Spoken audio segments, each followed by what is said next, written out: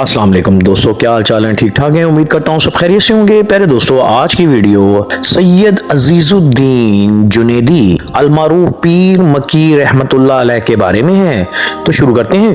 प्यारे दोस्तों, हजरत पीर मक्की का शुमार लाहौर के कदीम औलिया में होता है। आप 12 साल मक्का मौज़मा में इबादत इलाही में मशगूल रहे, जिसकी वजह से पीर मक्की के नाम से मशहूर हुए। पीर मक्की बगदाद के नवाही गांव में पैदा हुए।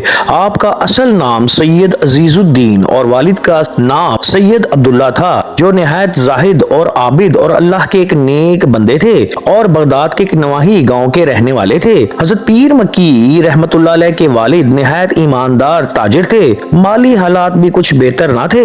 हजरत अजीजुद्दीन पीर मक्की रहमतुल्लाह अलैह ने इब्तदाई तालीम बगदाद से हासिल की और बड़े उलमा और मशाइख से फैज़याब हुए। इस वक्त बगदाद इल्म फन का मरकज था। आप रहमतुल्लाह अलैह ने दीनी तालीम भी वहीं से हासिल करनी शुरू की। जब होश संभाला तो कारोबार में वालिद का हाथ बटाने लगे। इस सिलसिले में अक्सर आपका बगदाद आना जाना लगा रहता।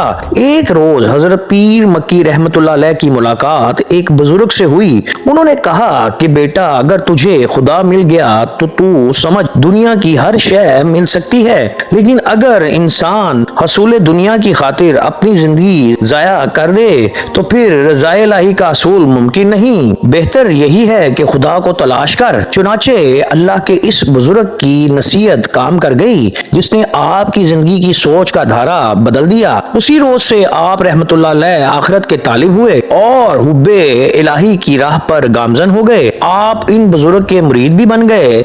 इन बुजुर्ग का ताल्लुक सिलसिला जुनैदिया से था। आपके पीर की निस्बत से आपको जुनैदी कहा जाता है। हजरत पीर मक्की रहमतुल्लाह अलैह ने अपनी जिंदगी को इश्क इलाही के ताबे कर दिया। रात दिन अल्लाह की याद में मसरूफ रहते। एक रोज पीर मक्की को मालूम हुआ कि बगदाद से चंद अफराद पर मुश्तमिल एक काफिला हज के लिए मक्का मौज़मा जाने के वाला है। आप रहमतुल्लाह अलैह ने इस काफिले के हमरा हज के लिए सन 562 हिजरी बामुताबिक 1166 ईस्वी में मक्का मौज़मा पहुंचे और उसी साल हज अदा किया। इसके बाद वहीं क़याम किया और 12 साल तक वहीं मुकीम रहे। आपने वहीं अकाबरीन और सालीन से मुलाकातें की और उनसे फैज़याब हुए। अल्लाह के वली हजरत पीर मक्की को जो कुछ मिला वो खाना खुदा से मिला। 12 साल तक अल्लाह के ये महबूब बंदे खाना खुदा में सजदा रेज रहे। हर दम अल्लाह का शुक्र अदा करते रहते। रात भर अल्लाह के हजूर गिरिया औजारी करते, रात दिन याद इलाही में बसर कर देते। हजरत पीर मक्की ने कुछ अरसा खाना काबा में तकाफ की हालत में भी बसर किया। आप रहमतुल्लाह अलैह इस अरसे में खूब इबादत की और याद इलाही से अपने रब को राजी किया और रहमत इलाही से रूहानियत में अकमल होकर वली कामल बन गए। जब रूहानी मनाजिल तय कर चुके तो एक रोज निदाए गैबी से इशारा हुआ, जा तू मेरा दोस्त है और मैं तेरा दोस्त हुआ। तू मेरे दर पर झुका रहा और अब दुनिया तेरे दर पर झुकेगी। तू मेरे महबूब का शुदाई है, दुनिया तेरी शुदाई बनेगी। तूने मेरा नाम विरदे जुबां किया, जा मैंने तेरा नाम दुनिया में बुलंद किया।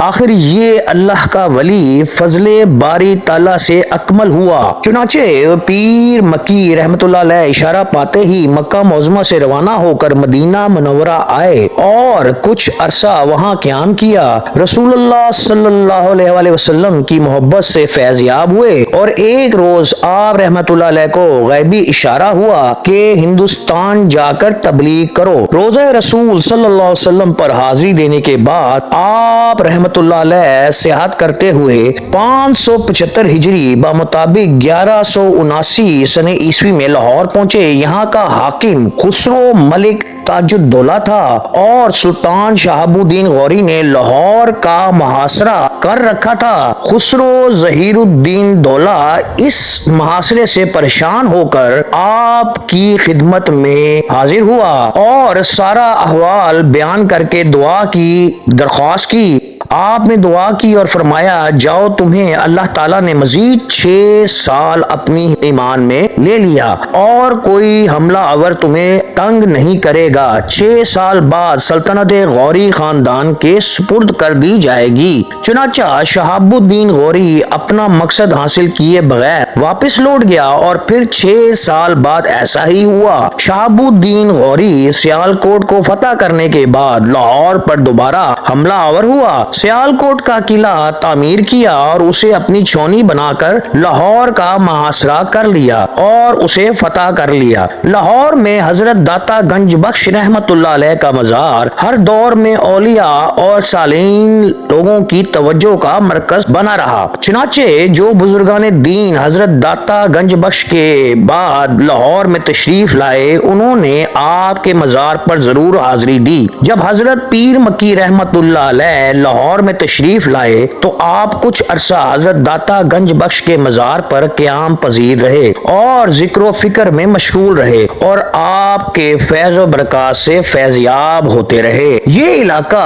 اس زمانے میں آبادی سے بالکل باہر تھا. لاہور کی تاریخ اس بات کی گواہ ہے کہ جو اولیاء کرام لاہور آ کر قیام پذیر ہوئے انہوں نے ہمیشہ آبادیوں سے دور ڈیرے ڈالے کیونکہ اللہ کے ولیوں کو خلوت میں یاد الہی کا جو مزہ آتا ہے وہ دنیا داروں میں رہ کر کم ہو جائے. اس کے بعد آپ رحمت اللہ علیہ نے حضرت داتا گنج بخش کے مزار سے کچھ فاصلے پر قیام کیا جہاں آج بھی آپ کا مزار ہے. آپ کا حجرہ مٹی سے بنایا گیا جس میں آپ رحمت اللہ علیہ دن رات عبادت الہی میں مصروف رہتے, لوگوں کو دین اسلام کی دعوت دیتے, نماز روزہ اور زکوٰۃ پر عمل پیرا ہونے کی تلقین کرتے. آپ رحمت اللہ علیہ تبلیغ کی بدولت بہت سے لوگ ایمان کی دولت سے فیضیاب ہوئے. آپ کی دعاؤں سے بے شمار مریض صحت یاب ہوئے اور مصیبت زدہ لوگوں کے دکھ دور ہوئے. غریب ہو یا امیر آپ کی برکتوں سے فیضیاب ہوتے.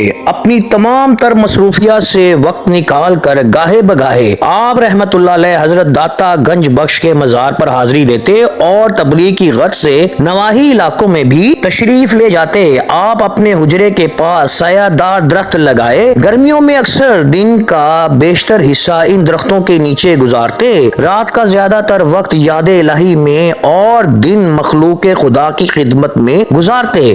آپ رحمت اللہ علیہ نے 36 سال تک لاہور میں رشد و ہدایت کا سلسلہ جاری رکھا اور ایک معاشرے کو فیضیاب کیا. آپ کا وصال 612 ہجری بمطابق 1215 عیسوی میں شمس الدین التمش کے دور حکومت میں ہوا. آپ رحمت اللہ علیہ کو اپنے حجرے میں ہی دفنایا گیا. آپ کا مزار دربار حضرت داتا صاحب سے کچھ فاصلے پر پیر مکی روڈ پر قائم ہے. مزار سے کے ساتھ ایک مسجد بھی ہے. آپ کا عرس ہر سال منایا جاتا ہے. یہ اللہ کا فضل ہے کہ آج بھی پیر مکی کے در پر چشمہ فیض جاری ہے. پیارے دوستو میری ویڈیو کو لائک اینڈ شیئر کیجیے گا اور عاطف آپ کا بھائی آپ کے کامنٹس کا انتظار کرے گا. اگر کوئی غلطی کوتاہی ہو تو معاف کیجیے گا. تب تک کے لیے اجازت دیجیے گا. السلام علیکم ورحمۃ اللہ وبرکاتہ.